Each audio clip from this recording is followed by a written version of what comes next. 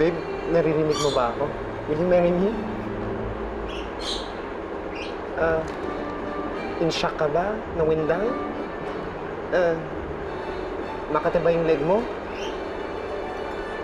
Ba't ka umiiling? Sam, huwag kang magagalit sa sasabihin ko, ha?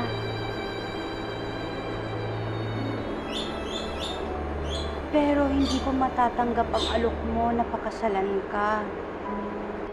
Ang dami ko kasing iniisip, Sam. Si Lolita, yung pamangkin ko, nagbalik. Mahal kita, but this isn't the right time. Pakiramdam ko, hindi talaga ito ang tamang panahon para magkasama tayo. I'm really sorry. I hope you understand. I understand.